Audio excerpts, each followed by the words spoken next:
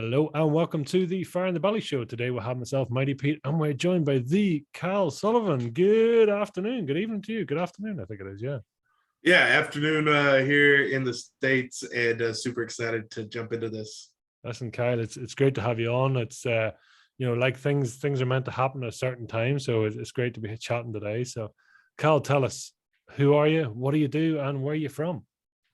Yeah, absolutely. So from the States, originally from Louisiana. And so if your listeners have ever heard, it was a show really popular years back called Duck Dynasty. And so my hometown, small town, Louisiana. And so that's where I'm from. I live in Oklahoma now, in kind of the Midwest of the States. Been married for 8 years and got two amazing kiddos, 2 under 2. My daughter will turn 2 in like 3 weeks, and my son just turned 2 months old last week.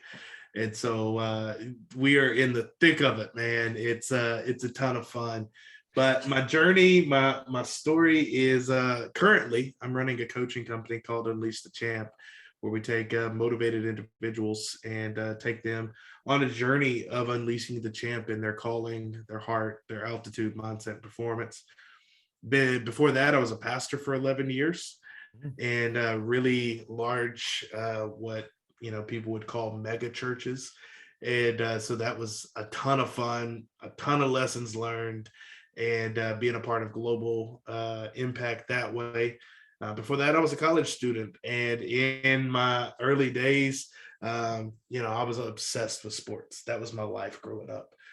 Baseball, American football, and did powerlifting. In the midst of all of that, got wrapped up in the party scene, and so started in high school, intensified in college to the point where I was a D1 athlete in cheerleading of all things, which that was an interesting change of events from baseball and football to being a cheerleader on the sidelines. But in the midst of it, got wrapped up further partying, drugs, even dealing drugs for about 2 years. And until I got jumped at a drug deal and literally got, the hell beat out of me, and realized, maybe this isn't the life I want to live. And so that started me on my journey of faith and the 11 years that I was a pastor. And so have done a whole lot and been through the top of tops and the bottom of bottoms. And all of it has led to the fire in the belly, which is that Unleash the Champ and my coaching business now. Did it take a beating to get you around? Absolutely. Yeah. It definitely did, because I had a lot of friends. It's like, hey man, you probably shouldn't be doing that. And I'm like, nah, it's fine. And parts of it still exist. I have a bit of a Superman complex. I'll get through it. I'll fight through it. It's fine. I'll take my lumps. That I was like, I don't want to experience that again. That sucked. And so yeah, it took that clear of a awakening, if you will, to say, you know what, maybe I shouldn't do that. This is not how I don't want this to happen again. And if this is what causes that, I'm gonna stop doing the drug thing. What doing the drug thing, as you call it, what did it give you? How was it serving you at that time? Oh my gosh, man. So I'm naturally an energetic person, a high extrovert, big personality, loud by design. And so you take drugs that are uppers, it just magnified my personality. And so what it gave me was, I thought was literally the superpower. I was always on. I was the life of every party, bigger than life. It was amazing. And so I just thought oh my gosh, if I'm this level, if I'm at a 7 by myself, oh my gosh, there's Coke and the crystal and that will take me to a 17, and people will like me even more. And because so much of it was my desire to be liked, because I was one like I was a very generous partier. So I would get, on drugs, partying, drinking, all like that. And I just became like everybody's best friend. Like, oh, what do you want? I'll buy it. I got this round. I got that. So like I'll walk into a party and they're like, hey, Kyle's here because he's about to just blow a bunch of money on all of us. And that fed this need of approval and acceptance in me of like, yo, why would I stop doing this? Because I'm so liked, I'm so loved. And, I created this persona, and it took me getting jumped to go, God, this is not worth it. What was the opposite there? I mean, not need to be liked and wanted, and as you say, it's that, Cal's here, therefore everything's okay. I mean, what was the opposite side of that, the downer side? I mean, was there vulnerabilities there?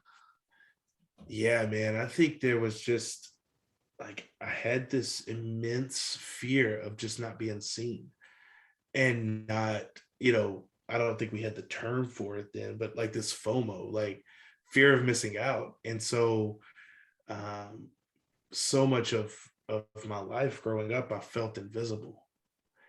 And my parents were great, taught me a lot of things, but they had to work a lot. My dad was a senior in high school when I was born. And so he had to do a lot to provide for us. And so I just didn't get seen a lot. And that's why I gravitated to sports, because I was seen by coaches. That's why I made pretty good grades in school, because I was seen by teachers. And so much of my life was if I do well, people will notice me. Yeah. And the opposite, the downer side of that is, God, if I don't perform, then I'm not seen. And if I'm not seen, then I don't feel validated. If I don't feel validated, who am I? And I had to work through a lot of that to just go, you know what? Like, I have some natural tendencies and preferences, but like, I'm more okay with just me than I ever have been. And, I'm 34 years old, and probably in the last year is when I go, you know what? I don't necessarily have to perform to be valued or to be worthy of relationship and acceptance. It just is. I don't have to do anything for it. I mean, that's a huge point. I mean, do you know why in the last year? Is it, well, was it kids or? Well, I think having, when my daughter was born and now my son, it magnified my insecurities for sure. And so through the midst of my coach that I work with, the masterminds I'm a part of, and an incredible counselor, all of those working together has kind of made me have the awareness that, oh, this is why I do some of these things. And here's how we can replace that behavior and that belief and that mindset to make me whole. Because as I'm trying to be all things to all people, I lose myself in the journey.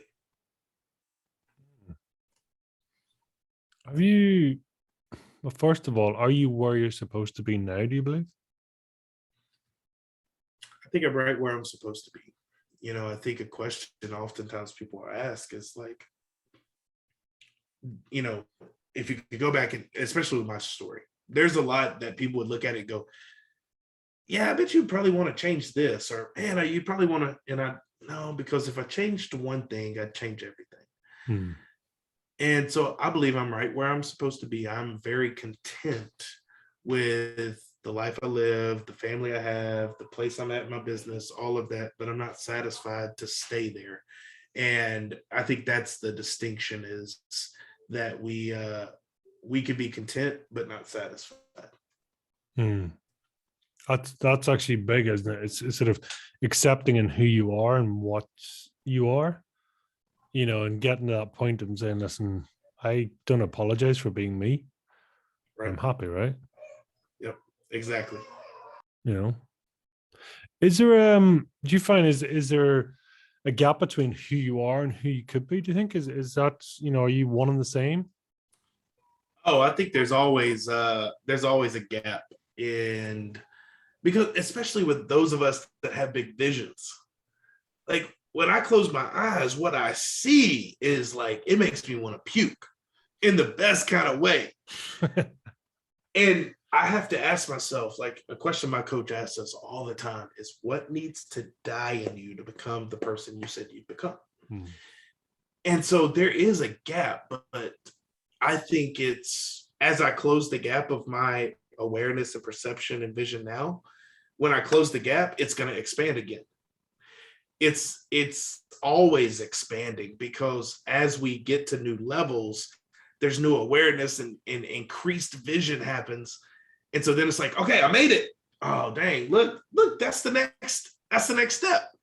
And so there's definitely a gap, but I'm content in the journey because I understand that the prize of all of this is in the process of getting there. Wow. So it's the journey, it's not the destination. Oh, for sure. Like it's so fun to be able to go, you know what? Yeah, there's a lot that I would like to have gone differently, but I also believe that everything in life works together for our what I call the championship run, which is just our journey in life, our destination, our destiny. And so it's going and saying, okay, hey, here's where I want to go. Here's what I want to do. And yeah, it's enjoying the journey, as cliche as that sounds. No, it's cool. I mean, but listen, you need that for the high highs and the low lows. It's, if you don't have that sort of reflection to say, yeah, this tastes sweeter because I remember what it was like not to have this, or when this was an option, right? Oh, 100%. It's I always had coaches, playing sports growing up, and they would always say like, don't let a win beat you, and don't let a loss beat you twice. And so by that, it's going like, hey, if you haven't gone through some adversity, like, I mean, yeah, you'll win and you'll feel good about it, but there's nothing substantial. And then nothing that sticks to you like, man, I remember when. If you don't have those, it's not as sweet as what you're saying. Are you pain driven or pleasure driven? What stage are you at in your life? Ooh, that's a great question. Pain or pleasure driven? I think it's the gosh, yes. Is that appropriate? Because I'm thinking, I know that I need to go through the pain of growth, to get to the pleasure of success. And so there's things even now that I'm having conversations earlier today, going like, I had no clue about this thing, and it's frustrating to not know what I don't know, but it's like, man, once I get that, like the enjoyment is there. And so I don't know if I could single out one or the other, because I think it's simultaneous pain, pleasure of when we increase our awareness, especially driven folks, is like, how did I not know this? But then on the other side of it, when you get to it, it's like, okay, cool. Like there's a good feeling in that. It's always interesting, isn't it? I don't know whether it's a youth thing or experience or wisdom. I mean, there's no right or wrong answers, right? Some people, it's like if their back's not against the wall, they're not working, whereas some people saying, if my back's against the wall, I've done something really wrong. I'm in a bad place, so yeah. It's different. Some people it sets us on fire. Other people it's like, nah, I'm out, so right. How we respond to pressure is different. It's always cool. Absolutely. I definitely do. I've had to learn, okay, when my back's against the wall, I am that fight mode, like, oh, I'm about to make something happen quick. But even in that, one of my favorite quotes is by Mike Tyson. And he said, everybody has a plan until they get hit in the mouth. And it's like, man, I've been hit in the mouth, and I've added a line to that. to people that I coach and friends or whatever, I said, okay, everybody has a plan till they get hit in the mouth. So start to like the taste of your own blood. Because in those movies, those fight movies where the person goes, you know, they just get knocked in the mouth and they wipe their lip. And it's like, you see your own blood and it's like, okay, now it's on. And the watcher of the movie or the TV show is like, oh, it's about to go down. And that's what I feel like a lot of times we are in that place of like, hey, just enjoy the hits that you get, because it does bring something out of you. Mm-hmm. Yeah, it's always fascinating, isn't it, how some people, that's growth mode, right? That's sort of, you know, that's just warm up. That taste of blood in the mouth. It's like, yeah, now I know it's on. Other people's going, oh, this is time to pack up the bag and get out, you know? Is it Right. Do you think, I mean, that sort of level of exposure, I mean, is that what entrepreneurship is about? Is that about, you know, that's true living? Is that, you know, it's like, if you're not tasting the blood, you're not close enough. 100%, man. When I started work at 16, started my company at 33. So 17 years of like clock in, clock out, you know, and yeah, you just you don't feel that same hunger, that same I gotta kill, you know, I eat what I kill type deal, when you're getting that financial affirmation every 2 weeks from your employer. And so it is definitely what entrepreneurship is. And going, okay, hey, I'm gonna take imperfect action. I'm gonna put myself out there. I'm 51% sure this is gonna work. That's enough for me. It's tipped the scales. Let's go. That didn't work. Let's pivot. And we'll, you know, eventually get to the place when we don't stop. Mm. How did you end up being a pastor? Yeah, that's a great, yeah. So did you just take the wrong door somewhere? It's like, right. Oh my gosh, man. So middle school and high school, I went to church. My dad had an encounter with Jesus, and we started going to church when I was 8th grade. And I'll be honest with you, I couldn't stand it. I was like, this place is stuffy. These people are boring. I don't want nothing to do with this. Y'all talking to this person that's like in the clouds. Like it made no sense to me. But when I got jumped at the drug deal, it was like years of messages finally made sense to me. And so when I got to the place and I said, okay, I don't want to live this way, I started going to church for myself on my own for the first time in years. And it got to this where I said, okay, I want to create something that appeals to people that were like me.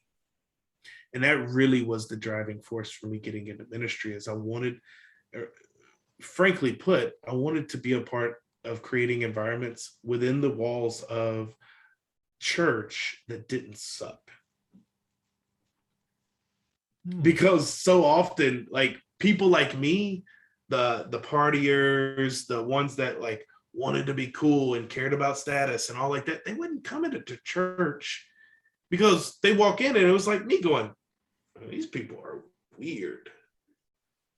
And so when I got into ministry, I kept that like desire to create environments where people could belong before they believed or even behaved like what a Christian should believe and behave like. And so that was what made me really successful, is because people would go like, you just seem like you seem normal. And I'll tell you, Pete, that was the biggest compliment I could ever get in ministry.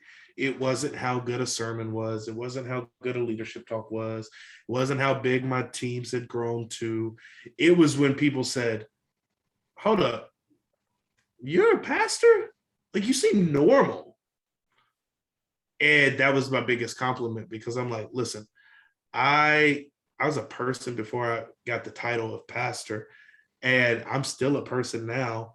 And what you do doesn't really bother me. We can have a conversation. You don't even have to believe like I believe, but I value you as a person. So let's do that. And that drew so many people in because it was just authentic. And I wasn't trying to convert nobody. I was just loving people. And as the old saying goes, I loved them right where they were at, but oftentimes I loved them too much to allow them to stay there. And so just through relationship, I got to see a ton of people find a relationship with Jesus, and it was never forced upon anybody. Is that a teaching style that resonated with you? And any of your coaches or mentors through the year, that sort of leading by example, show me and Oh yeah, for sure. The people that I work with and have worked with were all people that I watched for a long time before I even, worked with them. And it was just like, okay, like I just want to see how you are really outside of your profession. Like if you can, love your kids well and love your family well and have a life outside of your business and then yeah, we're in sync. But when I would see people that it was not like that, it probably wasn't a lot of alignment there. mm. Tell me this: what does fire in the belly mean to you? Dude, I freaking love this. When I got to listen to a few episodes and just hear like fire in the belly to me is my mission of Unleash the Champ. Mm. And because I feel like there's so many people who have willingly walked into cages of comfort, of security, of conformity, of passive living, of small thinking, and we willingly walk into these cages. It's not like we're forced into them. It's we willingly walk in because of our upbringing, because of our examples, because of circumstances, situations, experiences in our life. And so for me, my fire in the belly is that I get to come along, rattle the cages, wake the people up, and I unlock the door and coach you on how to unleash the champ by walking through the cages that have kept you stuck for years. Why? And do you think that's a like almost a subconscious choice? It's a safe option, For sure. familiar territory. It's what mommy did, daddy did, any of the above. Just because why would you do anything different, right? 100%. I mean, it is, that's what I'm saying. It's of no fault of anybody. Mm. It is, we oftentimes will go towards what we've seen modeled, what we've been told we should do, and what we are taught how to think. That's because well-intended people, that's my belief, is that it's well-intended people have given us their perspective. But for those of us that have been called to greater things, bigger things, a championship run that is so grand that it makes them want to like puke, it takes walking out and unleashing that champ and just going, you know what? Like with me, like I said, I was 51% sure this thing would work, man. That's good And there's still a odds. lot of days I'm like, I'm still 51% sure this is gonna work, but it tipped the scales and I'm running with this thing. And yeah, man, I think so often people they'll just go, you know what? Even if I don't like how this is, at least I know how it's gonna work out. So I'll just stay here. Because there's a ton of folks that stay in positions, relationships that no longer serve them, that they know they should get out of, but it's familiar. And so they'll just stay because even if it's painful, at least they know what to expect from it. And the idea of calling them to a greater purpose, or for them to start dreaming again, for them to get to a place where they go, you know what, I'm going to invest in myself. That's a foreign concept. But once you get people to start going in those places in their minds, ooh, it starts to get fun, man. Mm. What scares you? Success. Define that for me. Yeah. So I used to say I had a fear of failure, but I'm not really afraid of failure. I've done that plenty. My life would tell me that I'm not actually afraid to fail. But what I am afraid of is who I have to become to achieve the success that I see with my eyes closed. Because what it means is that there's going to be relationships that I hold dear right now that probably won't be in my life 5-10 years from now. Hmm. And there's places that, you know, maybe once held a very prominent place in my heart that I don't engage with as much. And so I think I have to sell out to the vision that is within my head. And so getting to a place of going, okay, if this happens, I feel like this is who I have to become. And if I become this person, here's the things that I'm not going to tolerate anymore in my life. Here's the things that I'm going to say. Here's the things that I'm going to do. Here's the places I'm going to be. Here's the relationships I'm going to have. And then I have to look around and go, is that in alignment with where I'm at right now? If yes, great. If no, then we have to change it. And that change is difficult. And so what I'm fearful of is what I will have to do to get the success that I feel I'm called to have. Do you have a calling, a purpose, a higher purpose? Yeah. So how I've worded it is to lead and develop people to discover and chase after the championship run that they were designed to have. And so the championship run for me is their destiny. So that's my overarching purpose. And how that gets fleshed out is through the coaching company, through the podcast, through speaking, through retreats, and it will expand as the business expands. But yeah, man, that's my purpose, is because I think there's so many people that are living safe, thinking small, and that's just not who we're destined to be. You know, it's said in so many times over the years that the most expensive piece of property in any place in the world is the cemetery, because the cemetery is where people are buried, and there's dreams, there's visions, there's cures, there's countless things that would have made the world a better place that die with them because they were afraid to take the step. My mission is to unlock as many of those cages as possible while I'm on this earth. Can I ask where you sit now in terms of religion, Jesus, the church? Yeah. So I was a pastor for 11 years of a non-denominational, church, in that time frame.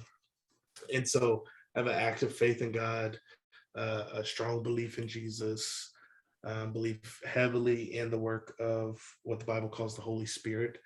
And it's central for everything that I do, because of my transformation with it myself, going from somebody that could care less about it, didn't understand it, didn't believe it, to where it became the only thing that made sense for me. And so we go to church every week. We're in groups. My faith is central to what I do. And so much of it was really birthed out of like my belief. And I feel God gave me this vision to do this. And it was weird because, much like what I was talking about earlier, to step into the vision I felt God gave me, it meant stepping away from the ministry he gave me, so that I could have another ministry in the marketplace. And I'll be honest with you, man, there's times now where I feel more like a pastor as a business owner than I did as a pastor working on staff paid by a church, because now people don't expect me to talk about Jesus. Mm. And so when it comes up in conversation, people are a lot more receptive when they find out that, like, I run a business, I speak, I do podcasting, not when, oh, I work at the church, because then they're like, oh, you're just supposed to tell me about this. It's more welcome now. Do people get you generally? Do people get me? Yeah. What do you mean by that? Some people, it's like they kind of almost have to slow the mind down to be able to communicate. Some people, it's like they get a lot of blank faces, and that's cool. They appeal to 1% or whatever. Some people, it's kind of bigger, broader than that. Just, what's your take? Do you see sort of vague faces, or generally are people nodding with you? I love that. I think generally people are nodding with me, but I also think that depends on the room, and I mean, being able to learn how to read a room. I can adjust how I need to based on the conversation it's being had. Like, if I'm in an arena full of people, I'm gonna be even bigger than I am here. But if it was like, somebody I just met, I'm not gonna talk near as much as I am right now. Hmm. Do you love who you are now? Are you proud of who you are? I am. That's strong.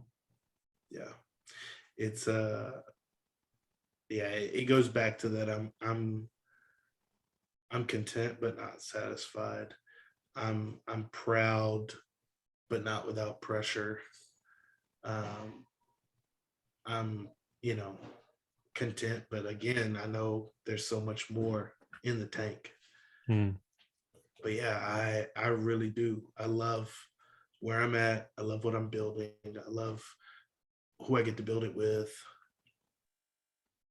Yeah, man, I do. And I haven't been asked that. I'm glad that it came out as quickly as it did.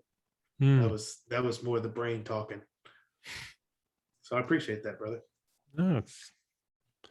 And what have you learned over the last couple of years? I mean, this sort of transition, this latest transition you made, what has been the takeaway so far? Yeah, so a few things. One, it was an underestimation. So I underestimated how lonely this journey would be. I started working when I was 16 years old, started the business at 33. So for 17 years, like, I was always a part of a team, always got to work with people, always got to be around people. And so learning, oh, it's just you. That was really lonely. And that was really, again, a catalyst for a lot of my internal work, because I had to be okay with me by myself, because I couldn't deflect it to everybody else I was around. So I think that's one. I think another thing was me understanding that you have to be selective with who you tell the vision to. When there's a vision inside of you, you can't tell it too early, and you can't tell it to the wrong people. Like, there's pieces of what I think and believe will ultimately happen that I've not mentioned to anybody, not even my wife, because I haven't been released to say it yet. I think there's a difference, and what I've learned is there's a difference between the reveal of something in our hearts and the release of when it needs to be talked about. And so I think that's another thing that I've learned. And then I would say the third thing that I've learned through all of this is that, I joke, but you have to move on 51. So I'm 51% sure this is going to work. You got to take a step. Like, as soon as you feel, I think this could be it, boom, because the peace that all of us hope for after a decision, that's when it's going to come. It's after a decision, not before we make that decision. So, I say it like, peace follows our obedience, it rarely precedes it. Mm. And so when we're wanting to make a big decision, we go back and forth like this internal ping pong game in our head. But the moment we say, this is what we're doing, there's peace that comes from that. There's confidence that comes from that. There's action that comes from that. But when we're in the internal, should we do this, should not, should I do this, should not, and boom, boom, boom, boom, boom, boom, boom, there's not peace in that. There's not confidence in that. There's no power in that. And so those would be 3 things that I feel like I've learned over the last couple of years doing this. That's powerful. And talk to me about that sort of decision-making process. I mean, do you externalize it? Do you look for a sign? Do you sense how you feel about it? Do you sort of saying you almost don't chat with friends? You sort of internalize more, right? Yeah. So I would say there's a group of 5 guys that get the raw, uncut, unedited. I mean, they are the guys that are going to high five me on the mountaintop and talk me off the cliff.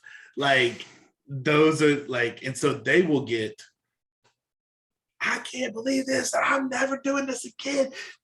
They'll get that version of me. And so I work through that. I have, I jokingly call it like my brain trust, because they're guys very different than me, which is good. Because if I had again, like what you mentioned, if we were all the same, I mean, I'd be jumping out of planes, throw me the parachute. If I catch it, great. If not, we'll recover. It's fine. And we would just, it would be chaos. And so I have guys that are like, okay, Sullivan, have you thought about this? Have you considered this? Maybe this isn't the right term. But a lot of it does come from my faith in going, okay, I have a running note that I just make notes of things that I think about, ideas that I have, concepts that I'm either thinking of or rethinking. And, I go, okay, like, is this the time? Who could this be beneficial for?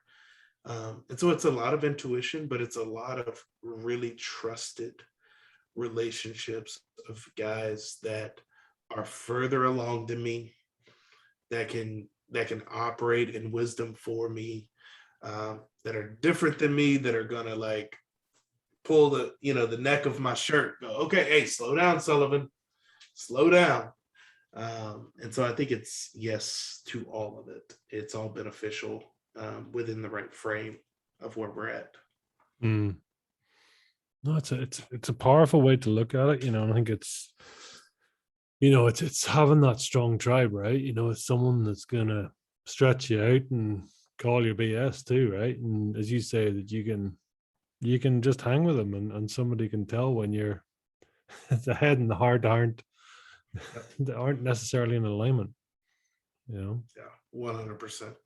Where's your I mean, where do ideas come for you? Are you a shower man? Are you grind it out in the gym, see it in a mountaintop? Where are they? Where's the flowing? Where's the intuition? I feel most at peace and most clear with water. Anytime I can get to a beach, a pool, a lake, a stream, if it's big enough, like there's something about the water that calms my soul. I do get ideas in the gym, but typically it's because it's ideas spurred off of what I'm listening to. So I listen to podcasts or books or something while I'm working out. And there have been times where I will just do a voice memo of an idea of something I heard. And so that's different. I'm not a cold weather mountaintop person. I choose beach over snow every day, 365. But there is something about water, the sound of water, that really just calms me down. In it, on it, looking at it, hearing it? What's Hearing it, a lot of times when I do my meditation, I'll just cue up a ocean. And the Calm app is what I use for some guided meditation.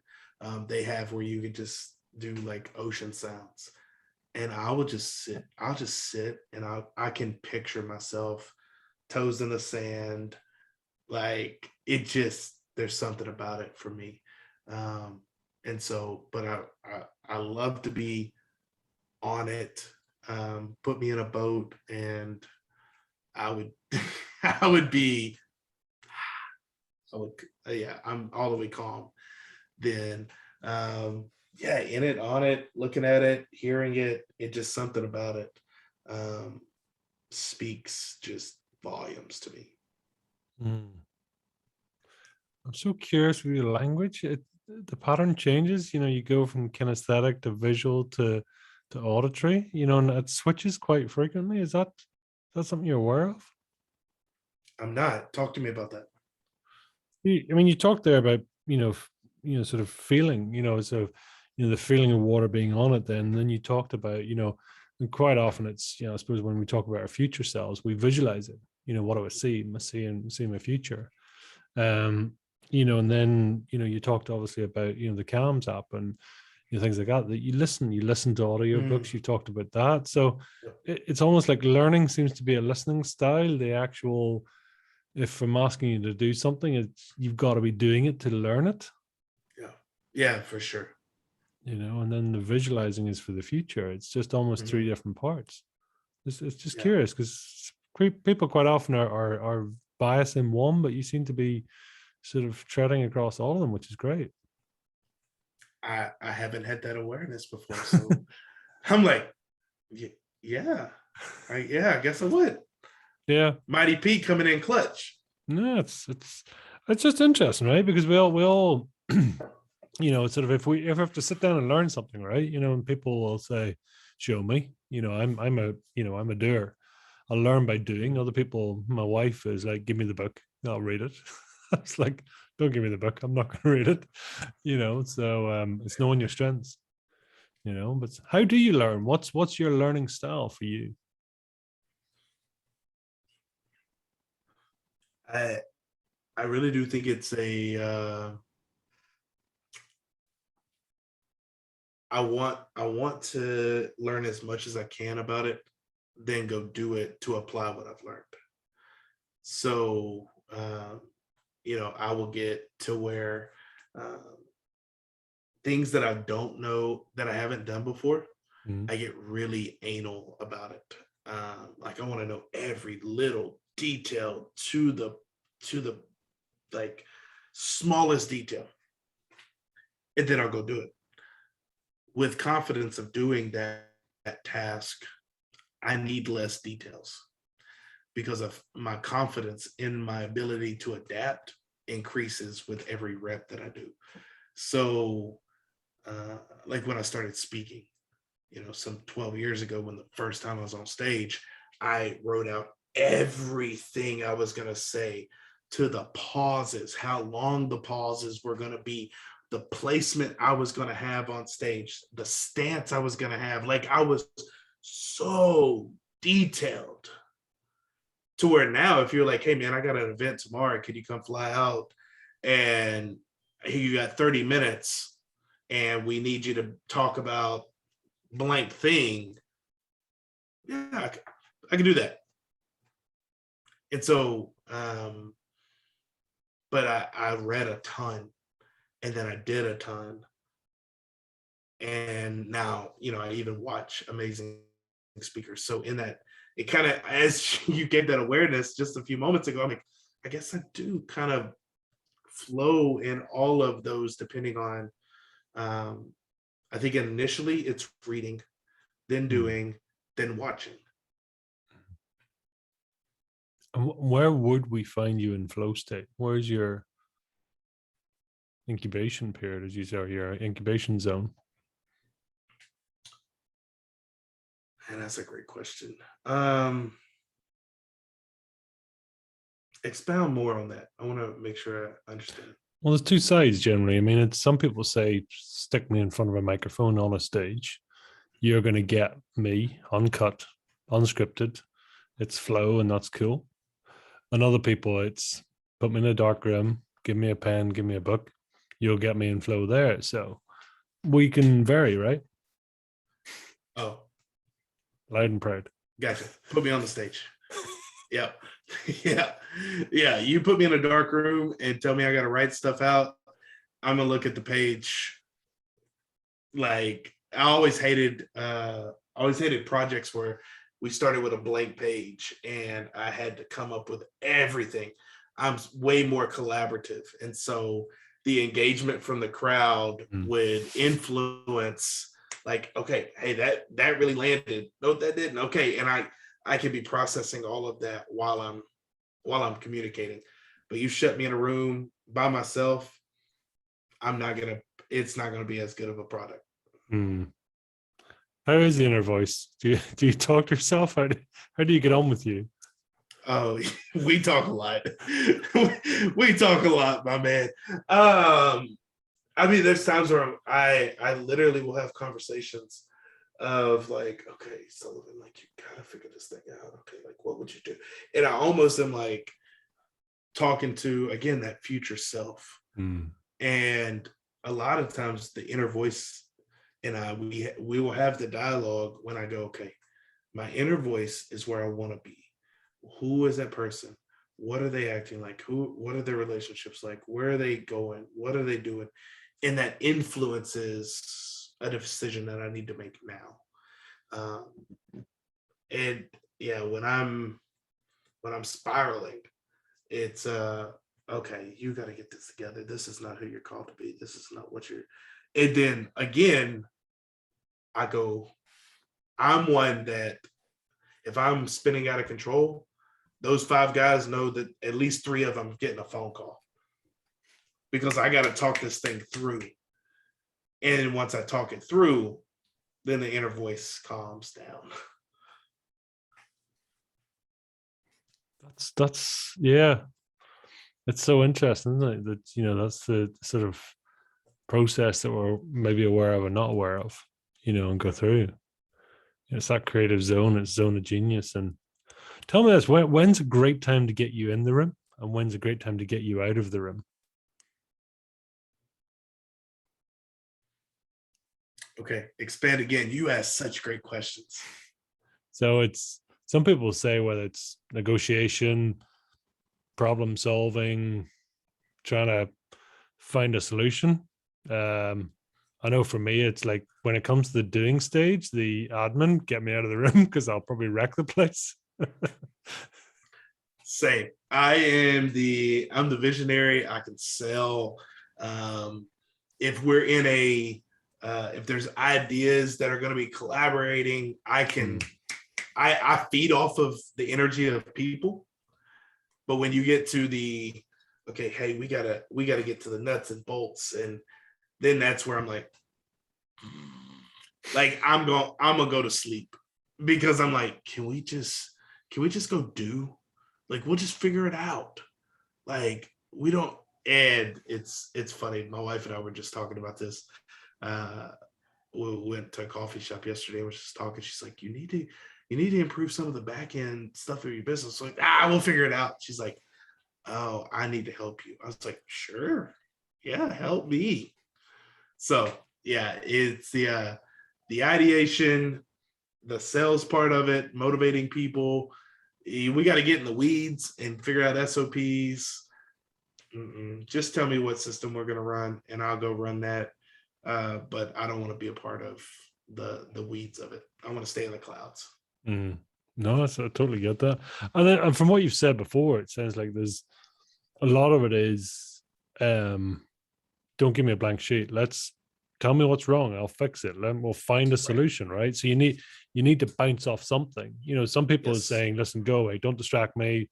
we will create, the world. We, me, myself, and I will go on. Right. Whereas you're bouncing, right? You're sort of picking up the energy. You're driving on that side. Is that fair? Yeah, 100%. I am at my best when there's collaboration and conversation. Hmm. You stick me in isolation with a white sheet, I'm gonna stare at that sheet until someone comes and talks to me. Hmm. And like, and it could be a simple like, hey, so what are you supposed to do with that project? Oh, well, and it's just like, but if I'm by myself, I will go, okay. But that one spark can go, but I need the match. I need something or someone to be the match. Do people around you, I mean, do your wife, your family, or is it those mentors? Are they the sparks for you? Are they the ones that keep you grounded? Wife keeps me grounded for sure. We are the epitome of opposites attract. She's the one that's like, so, like, believe you, trust you, love you. Do you think you should say it like exactly like that? Especially when I was in ministry leading, hundreds of people, I'd be like, I'd tell her a situation of a conversation I needed to have. And Pete, she would literally go, so you think you need to say it exactly like that? Yes, this is what they did. This is what I'm going to say. This is what we're going to do about it. And we're going to move forward. Yeah, you sound like an a-hole. Really? No, like, that's not my, like, I don't want, no, it's just like, this is what we said. This is what we're doing. And then we're going to move on. Yeah, people don't think as concrete as you, Kyle. So my wife definitely grounds me. And I got friends that are, boy, they're dreamers. They're the ones that are like, come on, Sullivan. Not, and I got some that are going, okay, come on, man, you got this right where you're at. And I got two that are light years ahead of me that oftentimes I watch and we talk and I'm like, holy crap, this is what you're doing. Like, they're just they're ceiling breakers for me, where I look and go, oh my gosh, if you can do it, I can too. So yes, wife grounds me, friends, I would say one grounds me, two, I'm thinking of my five. One grounds me, two is right where I'm at. Hey, you got this, you're going. And then two are the ceiling breakers of like, if you can do it, I can do it. Let's go. What, I mean, you mentioned a couple there, but I mean, what's been really sort of pivotal, moment-changing moments in your life? I mean, you mentioned obviously they're getting jumped, in that deal going bad. Yep. What else really stands out for you? Yeah, I think one, the jumping for sure. Two, when I got married. Three, when I held my daughter for the first time and became a father. And then stepping away from my career in ministry were huge moments of my life where I didn't feel prepared. I didn't know what I was going to do next. But I said, you know what? Every season, every moment of that gave me a greater awareness for what's before me, who I needed to become, what I needed to do to show up differently. And all of those moments have built upon themselves. And so those were, just a handful of those altering dates in our lives. And do you feel the path that you're on now, is this path for life, or is this the right thing at this time? How do you see the future? I mean, do you see the future, or are you very much like, it will come and it'll be presented to me in whatever shape or form? What do you think? So I definitely think until felt otherwise, this is the thing. But I also thought that when I was in ministry. If you'd have asked me 2 years ago, I was going to retire a pastor. And so I think there's a healthy sense of like, man, the thing I'm doing right now is the thing forever. But I know my mission. We stated it earlier, to lead and develop people to discover and unleash the championship run within them. That's the mission. Well, I did that as a pastor. I did that as a college student. I did that in some ways as a drug dealer. I do it as a husband, do it as a father. So the mission stays the same. I'm married to the mission, but I date the model. How the model is right now, my assignment is to run a coaching company, and that's what we're doing. A year from now, it could look different, but does it tie back to the mission? If it does, then cool. If one day I go back into, the context of vocational ministry, working for church staff, maybe, I don't know. Do I see it right now? No. But could it happen? Sure. I'm not going to limit what I could be doing because I'm so locked into this has got to be the thing. It's not the frame I live. So do I see myself doing this forever? 100%. Could I see myself changing? 100%. It's almost got to happen, right? That's where the change is. There's energy in change too, right? And that's, it's like a chemical reaction. It gives off heat, gives off energy at the same time. 100%. Talk to me about, your podcast and really that mentoring side, unleashing the champ. What is it? What was your intention? And how has that grown you as a person? Yeah. So CHAMP is an acronym, stands for your calling, your heart, your altitude, mindset, performance.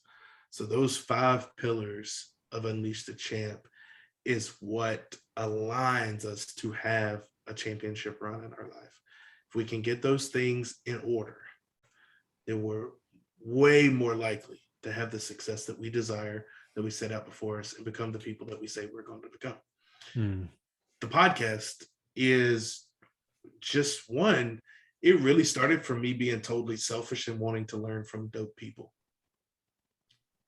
It was like, okay, if I can interview these people and I can take notes, and because when I'm on the other side of the mic and I'm not talking this much, oh man, I'm taking so many notes. It's awesome. It's great. And I come away from it going, I don't care if another person gets something out of this. I know I did. And so we started the podcast back in March, and so it's just been amazing.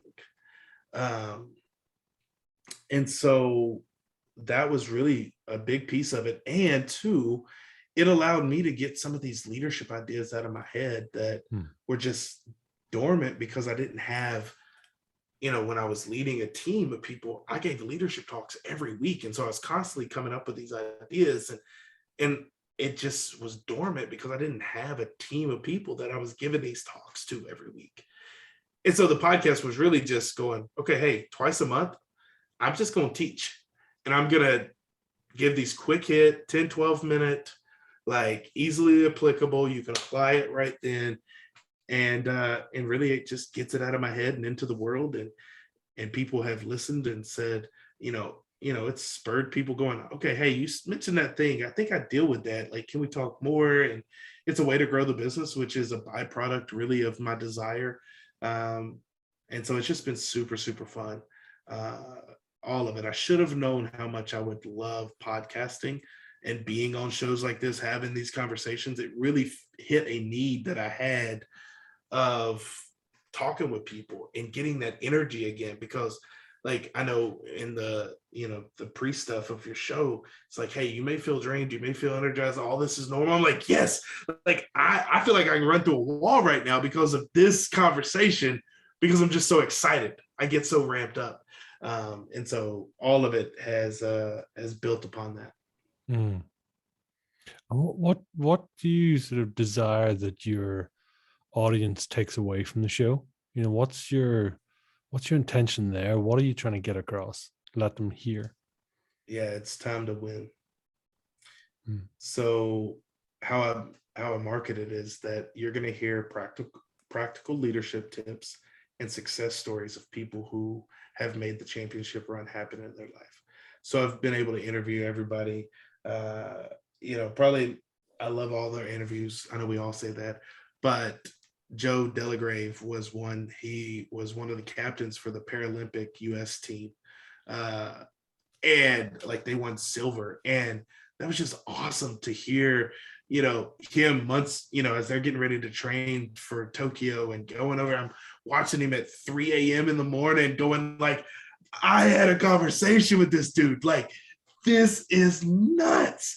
And so, being able to share stories like that of people who, as listeners dial in and listen in, that's archaic. But as they listen in, they feel inspired to take a step in their championship run. They feel inspired to say, you know what, I feel stuck right now. I feel confused, but I believe there's a champion inside of me. I believe that I can make this championship run happen. I'm going to step out of the cage that I've been in. And if they just take one step, it's a win for me, because one step, it's the snowball effect that starts to happen when we just take the right next step.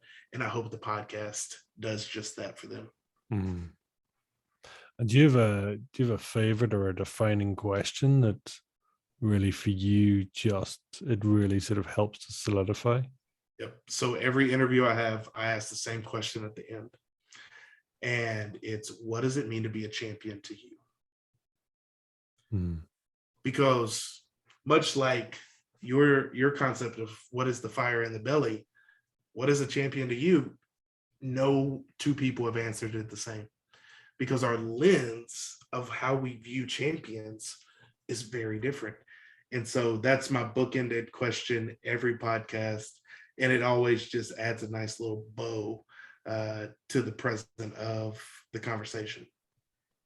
And what have you learned from that question? What's been is there a common answer? What have you heard? What have you learned? And what's I've been reminded of how different we all are, because I have a framework of what a champion is to me. And even my frame, nobody has said the same thing as what I think. And so it's revealed and reminded me of just how different we are and how beautiful that is. Because when I'm talking to a Paralympic athlete that's won medals, his view is different than the gentleman that is on a mission that's incredible to transform how we help kids read better, to the person that turns trials into triumphs, to the, like, everybody has a different viewpoint, and it's just beautiful to hear all of the different stories and all of how it fleshes out. have you noticed that or similarities in people, the sort of the contrast in people's journey, but like yourself, it's like when you see the dark times, does that give a greater appreciation for when people appreciate the light times, the good times? Is that 100%. is that contrast useful to own your darkness? Yeah, I definitely think the stories that I've heard, there's a good bit of adversity in the championship run, because through adversity produces appreciation. Hmm. And so when there's things that you have to work through and things you have to battle internally, externally, and you get to the place of going, I did it. We did it. We won. whatever that thing is. Oh yeah, the dark night of the soul produces a great appreciation for when you get to high five everybody at the top. What do you respect most in a person? I'm gonna say what came first: resiliency. Hmm. Resiliency and authenticity. I love being able to see a person in various environments and that they're fairly similar. Now, I'm not one that thinks you got to be the same in every environment, because how I am on stage and how I am in a coffee shop is very different. It's appropriate. But I think the resiliency of just going like, oh, you've been through it, man, and you've come out on the other end, and you don't have to have this crazy past like mine. Like my wife has comparatively, she's gone through her own trials and struggles and developed her own resiliency, but she hadn't gone through any of the crazy, like over the top stuff I've had. But I would say she's still one of the most resilient people I know, is because her struggle, her trials turned into triumph. And so being able to admire that in people, and just people that have stepped up to the plate, they've made it through, and they just continue to like, that's just inspiring to me when I can hear of somebody that's like, yo, I've been through some stuff, I've come out on the other end, I get fired up and I want to gas them up even more. Are you more inspired by the journey, or are you more inspired by what's possible? Yes. Yes. Yeah. So I love hearing the story. I love hearing the journey because it makes what's possible real. Mm. Mm. Because when I can hear, if I just hear like the end result, I'm like, shit, good luck, Sullivan. Mm. But if I can hear, oh no, I went through this and this and this, and God, this was a terrible mistake. Man, this was huge. I thought it was going to pop here and it didn't. And I had to go. I find appreciation in the process, but I'm also inspired by the end result of going, cool, me too, let's go. Mm. And who's really stood out in your life? Who's inspired you, motivated you? Famous, non-famous, family, non-family, whatever.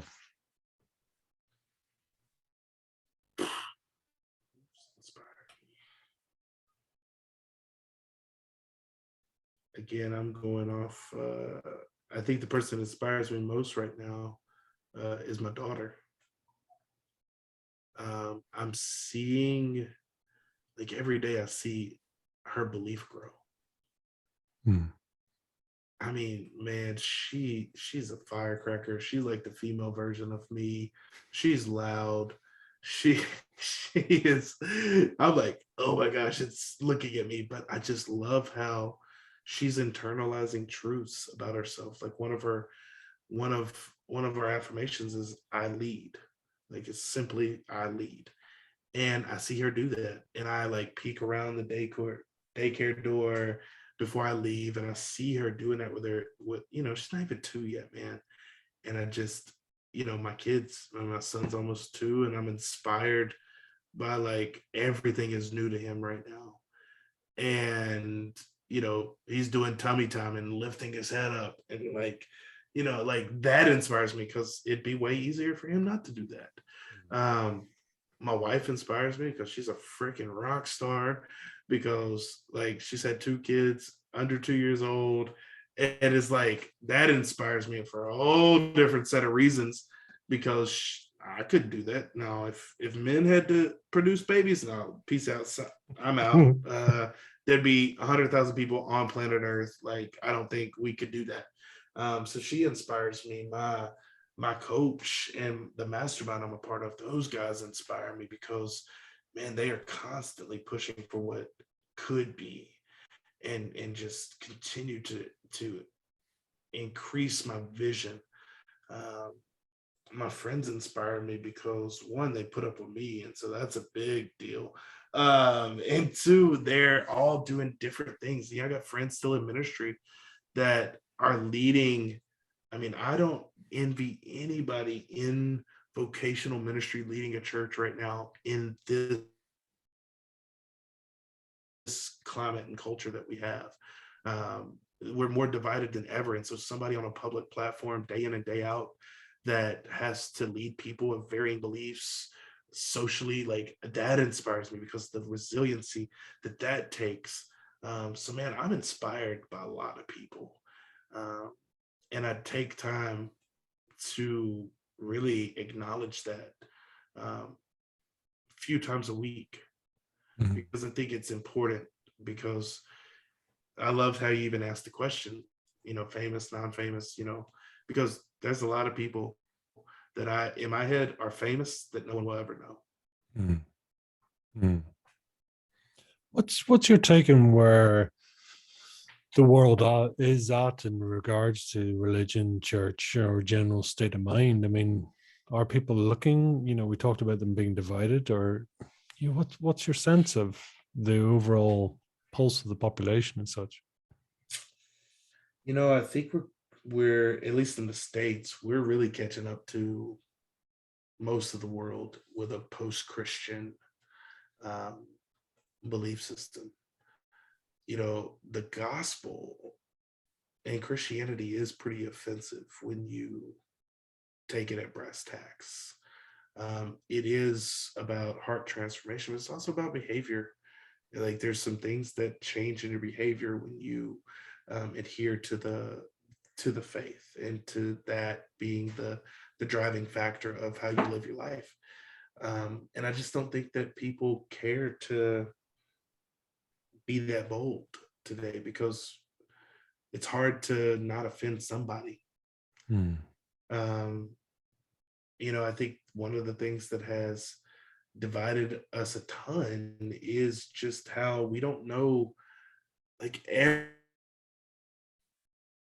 everything seems fluid these days. That it's like, if you believe something it means you don't value what I believe in. That's just not true. I mean, it is in some cases, but who wants, those people would find something to be upset about regardless. But I think we've lost, particularly in the church, we've lost the ability to believe wholly in what we believe and love people where they're at, regardless of what they belong to or what they behave like or what they even believe like. And I think that is causing a ton of division. Hmm. Um, and so it's funny and kind of I'm like I have the song playing in my head, but like really all we need is love. Hmm. Like da-da-da-da-da-da. Like it really is that simple, but we're so easily offended in our world today that if we could lay down the offense and see, yeah, there's some things that people post that I wouldn't post, or people say that I wouldn't say, believe that I wouldn't believe like, but they're still a human. And I feel like church, inside the walls of the church, outside the walls of the church, if we could just get back to the belief that we are human, and simply for that, we should have at least a baseline level of respect for one another. We probably see a lot of things in the world change. Hmm. No, it's true.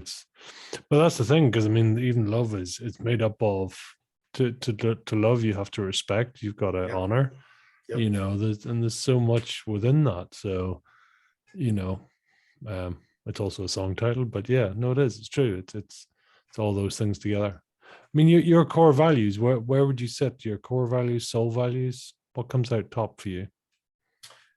Yeah, so I definitely think that's a big piece because where if we don't have values, if we don't have things that we go for, um, yeah, we're just to use the water analogy, we just keep getting tossed around. And so so much of what I do is I have these things called words to live by. And it's things for me, again, my faith. So the first one is Jesus is first in my life. I exist to serve and glorify him. So it's a simple statement like that. I love my wife and I lay down my life to serve her. I love people and believe the best about them. I'll always search for ways to encourage and motivate and inspire those around me. I'll be the best teammate, the hardest worker, and I'll honor leadership wherever I'm found. I'm disciplined because discipline equals freedom. Those are things that I say, and there's more, but we don't have to go into all of them. But those are things that I hold to myself. And because of that, I'm able to, show up how I need to. When did those commitments to yourself, when did they come into play? Oh my gosh, man. So probably 4 or 5 years ago. Literally, it's one of those, kind of cliche type of stories. I woke up and I grabbed my phone and I just felt I needed to start typing. And it was in that these 13 statements came out. And they came out, I felt done. I put the phone back on the charger, on my nightstand, and I went back to sleep. And then the next day I was like, wow,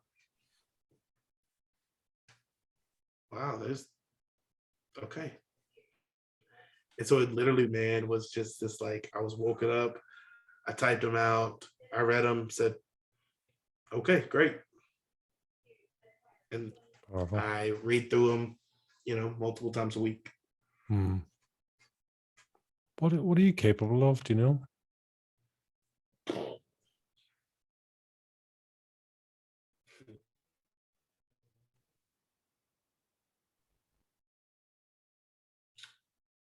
I've never been asked that. The vision that I have in my head, I'm capable of. Conferences, retreats, a foundation for youth and students in school. Capable of becoming the absolute best father. Our vision as parents is to, when our kids don't have to, they choose to come home. Vision with my wife is that when that we embrace each other, understand that we're always growing, that we'll never hold each other back. Capable of that.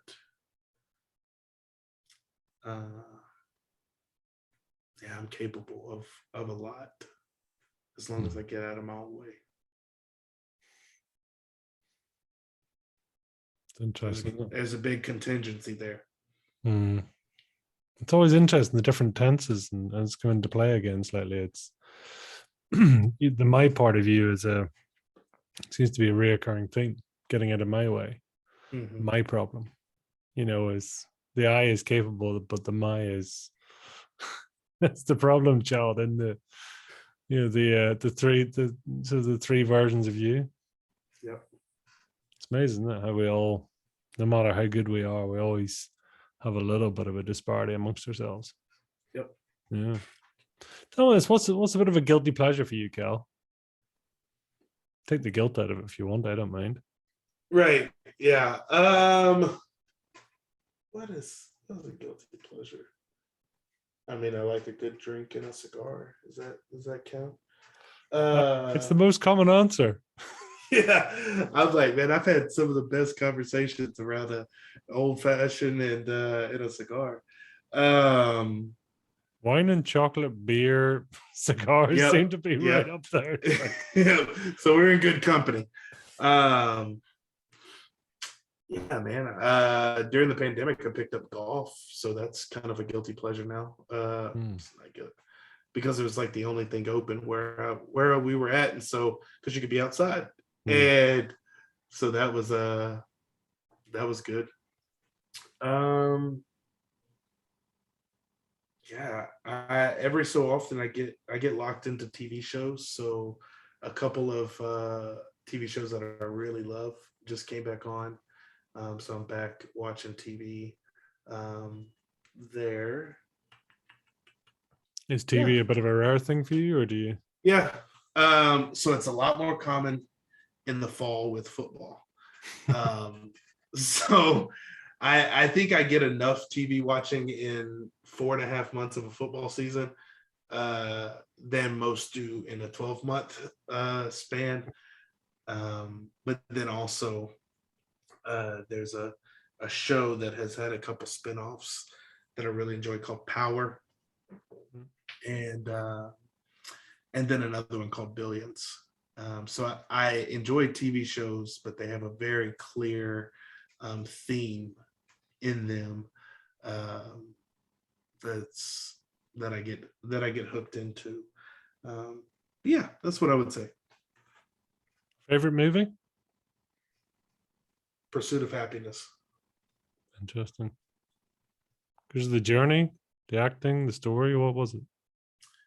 Yeah, man, it's the journey, and I think it speaks to me, so much because my dad was a senior in high school when I was born.